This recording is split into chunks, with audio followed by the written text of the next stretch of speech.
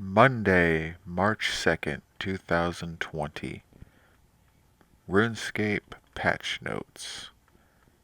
Happy Monday, everyone. What makes this Monday a good one, you might ask? Well, for starters, we've got shed loads of great changes and fixes to everything from tutorial pop-ups to Christmas puddings. Beyond that, we're just excited because the release date for Archaeology has been announced, which is the end of the month, by the way. Oh, and be sure to keep an eye out for the Ninja Team, who are back in action and ready to strike. Missed the release date trailer? Catch up here, which you can on the RuneScape homepage. Player tutorials. Remember Tutorial Island? That nostalgic little islet is the first thing most players see when they first step foot in Gielinor, and we want to make sure the things you learn there and elsewhere are as helpful as possible. With that in mind, we've made the following changes. A tutorial pop-up to teach default interaction now appears after character creation of the player doesn't move from the starting coordinate for a while after arrival on the mainland. A two-step tutorial pop-up to teach camera zoom and rotation controls now appears after the default interaction pop-up, or after the player's first conversation with Turiel during the first-time user experience, as long as these controls haven't previously been taught or have otherwise been cancelled. The click tap to continue button now flashes in the player's first mainland conversation instead of just the first conversation with the RuneScape guide on Tutorial Island. The Loot All button is now highlighted the first time the player picks up multiple items with area loot. A brief tutorial for the loot window and the backpack now appears when first picking up an item if guidance system hints are enabled.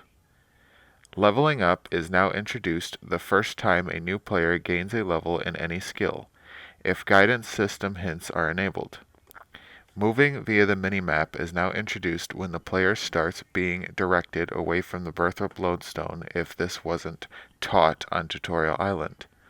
New players on the Birthright first-time user experience that leave the Birthright and Taverley area are now informed of the lodestone network so they know how to return to a safe hub. The tutorial pop-up that previously only occurred when starting the Blood Pact quest now occurs when starting your first quest. A Tell Me About the Skills menu dialog option has been added to all skill tutors. A list of repeatable tutorials is now available from Turiel, Major Mary Rancor, and the Lumbridge Sage. This includes several topics salvaged from Tutorial Island, such as the Financial Advisor's Introduction to the Economy and the Quest Guide's Introduction to the Quest List. Diango. Diango and his store have undergone some further work this week. Skill sets are now displayed while hovering over the skill tab in the Diango interface. Brain plushies can now be retrieved from Diango. The player is no longer able to retrieve infinite copies of the Warlock outfit from Diango's store. Items in the last column of Diango's interface are no longer sliced when resizing the bank interface. When you drag the Witch's plushie item out from the bank, it now confirms it can be reclaimed from Diango. Fixed an issue that was blocking users from reclaiming rare item tokens from Diango if they had existing tokens in other inventories, such as Backpack Bank Currency Pouch. Fixed an issue where some outfits could not be retrieved from the Diango storage. Other. Dialogue has been added to the Mini Morn pet. Har Akin in the fight kiln will no longer dive immediately when you do over 10,000 damage in a single hit, making the fight less frustrating for high-level players. The Sing for the Lady achievement now lists the full requirements. Empty text space has been removed when examining clue scrolls or clue caskets held within Charos's clue carrier. Magic notepaper now works on a polypore stick. Magic notepaper can now be used on clean Irit. Imps in the God Wars dungeon will now count towards Demon Slayer tasks. Getting damaged by the Gorak now lowers your invention level. Player is now informed that mummies can only be harmed by fire when attacking them at the end of Desert Treasure. Unlocking expertise will no longer pop up when buying new sigil abilities. Removed Harlan's dialogue relating to the Combat Academy. Christmas Pudding Amulet has had its destroy option altered to be more consistent.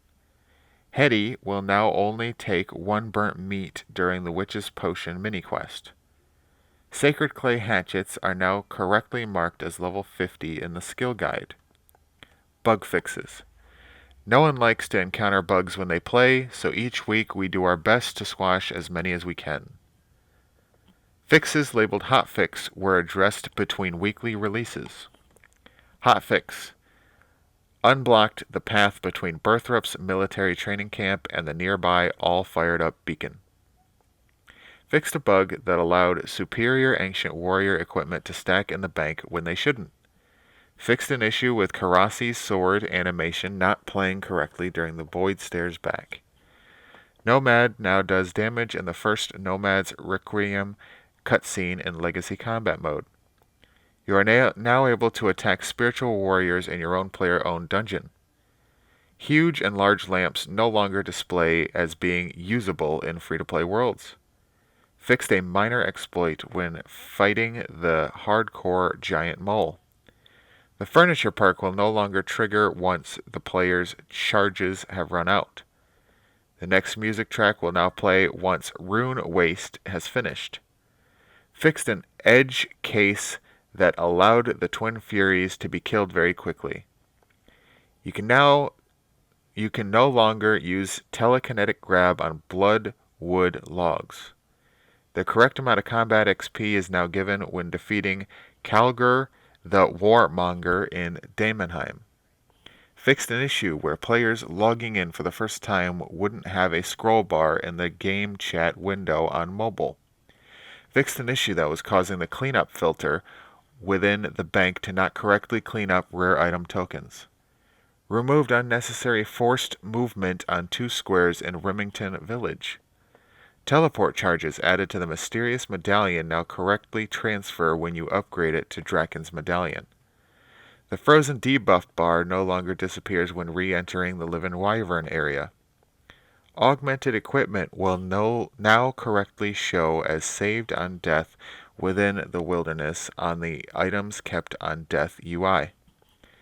God wines now become fermented when logging out and back in to the game. Players can no longer equip the item Turn Screw in the bank.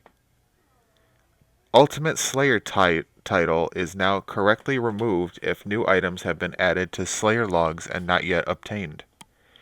Using kelp or seaweed on raw great white shark to make gunkin or maki will now correctly open the sushi section in the cooking interface. Trample Stomp abilities no longer appear in boss info entries for bosses that they have been removed from. Transitions between the What is your experience with Runescape prompt, Tutorial Island, and Berthrup Arrival have been improved to better mask the top-level interface. The Berthrup area logo has been added to the Berthrup Arrival cutscene to better illustrate the meaning of the Berthrup overlay text. Achievement and path pop-ups messaging fireworks for completing Tutorial Island no longer occur when transitioning to Berthrup for the first time ever.